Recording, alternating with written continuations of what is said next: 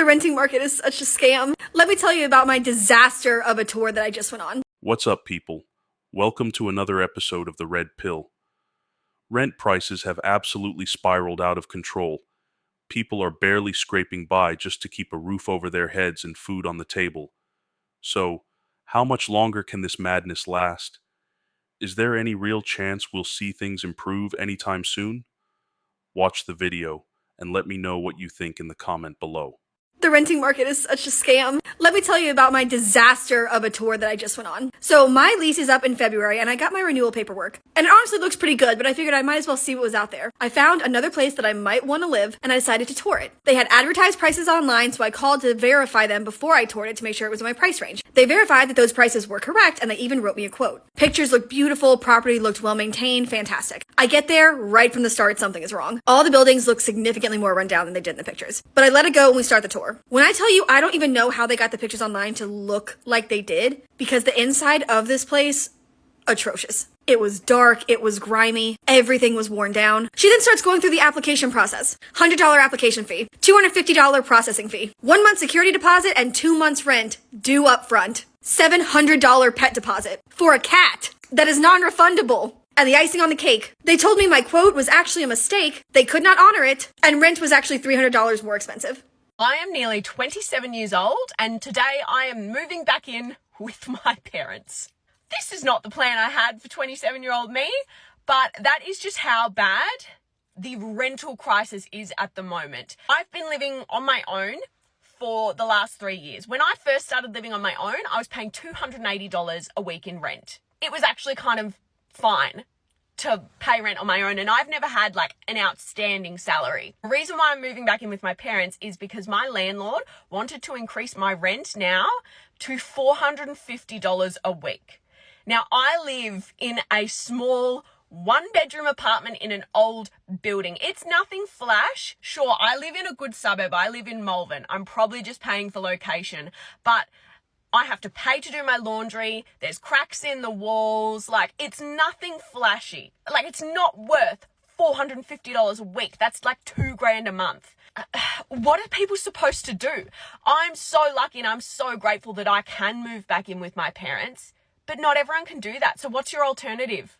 Like, you're homeless? The thing that really grinds my gears is that I am 99% sure that my landlord does not have a mortgage on this place, so that can't even be an excuse for landlords on here. She's owned this place since about 1980, and I know for a fact she has 2 investment properties. So she's just making money off what she can from the market. And I was like, there is no way I can afford this. And I have been an outstanding tenant, like outstanding. Rent's never been late. My inspections are always absolutely spotless. I've never caused any issues. And this is why my generation can't get ahead, why we can't buy houses. Like, I've been paying 20 grand a year in rent. But if I went to go get a house loan, they wouldn't see that as, oh, she can pay 20 grand a year. No, I have no savings because of how much I've been paying in rent and bills. That's why my parents were like, move home, save that money and try and get ahead. I'm so grateful. I love my family and I don't have any issues moving back home with them. I do have an issue with the fact that they live over the other side of Geelong and I'm still going to be traveling to Melbourne for work. So that's going to be so much fun. But what do people do? I'm so lucky I have such a great family that I can move back in with. But what's the alternative? Homelessness? Like, the government really needs to get on top of this because honestly, the state of the rental market at the moment is absolutely fucked. Yeah, hello? Hi Jackson, it's Josie. I'm just calling with regards to this email that I've just got through about the rent increase. Well, I mean, obviously, it's quite a big increase. Oh, it's not that much. It's not that much. Well, yeah, it's £100 that it's gone up by. So I'm just a bit shocked as to why it's gone up. We have just renewed the contract and said a set price that we were happy to move forward with, and now you're springing this increase on me. So you're raising the cost for what reason? Well, I've recently had a baby. My wife just had a baby, and the money's got to come from somewhere. I've got to afford maintenance on your place. Like, how many times have you called me out, like, for plumbing and stuff? And every time I've sent a man there in days and I've got it fixed. That's because I'm a good landlord. It's Absolutely in conjunction with ridiculous. the inflation as Jackson, well. I shouldn't have to deal with the price increase because you're having a baby. Well, it's really nothing. What is that, 25 quid a week? Can you not make 25 quid a week? Are you that lazy? Do you not work? Listen, you can have all the problems with it that you want, but at the end of the day, you signed in the contract, so you're in here or you're not. You either pay the rent that I'm asking, or I'll give you a week to get rid of your stuff, and that's me being nice, because I wouldn't usually give people a week. I'd usually give them 24 hours. You've got two choices. You either pay the 100 quid or you don't, and you leave. I just need somebody else to tell me that they're living paycheck to paycheck and putting themselves into credit card debt out of necessity, not because of fun. I am 20 years old. I work a decent paying job. I love my job. I make good income. We have no kids, me and my fiance, and we're still barely scraping by. Our bills are paid, but we can't save any money. We can't go on vacation. I mean, we do little things here and there, but realistically, we don't really do anything. And we still live paycheck to paycheck, okay? I don't understand how people with kids are doing this. Props to y'all. I mean, seriously, the utmost respect, because I feel like I'm drowning and I only have cats. Any money that we're able to save ends up getting spent on the car, or the cat has to go to the vet, or one of us has a medical emergency. Like, it's just gone. It's gone. I don't understand. We don't live beyond our means. Are we all just collectively putting ourselves into debt because I don't know what else to do? What does the American government think is going to happen if rent prices continue to increase and our salaries are not increasing with it? Genuinely, what do they think is going to happen?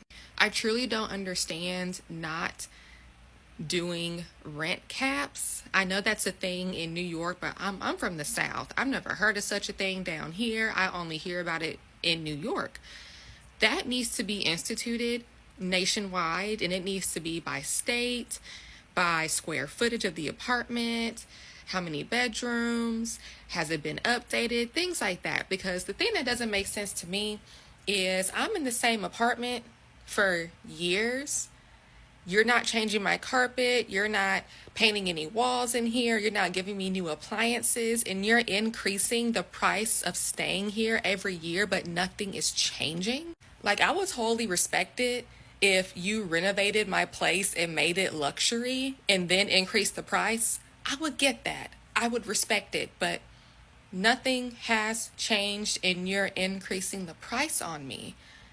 I don't understand, because eventually now I'm lucky that I have been in a place that has been increasing for the past 5 years that I've been here, but it has not increased outrageously, and I believe that is because of when I started living here and the fact that I stayed with them. They're choosing not to raise it outrageously. What happens if I continue to stay here 10 years from now? Is this same apartment going to be $5,000 a month, even though nothing in here has changed? Like, what do people expect to happen? Like, of course, people are going to go out and search for a cheaper place, and they're going to move out of your place. And eventually, if you skyrocket your prices enough, no one is going to live there at all. No one is going to live there because it's not going to be affordable. So what do people think is going to happen when you continue to increase the prices of these things and no one's salary or nothing about the place is changing?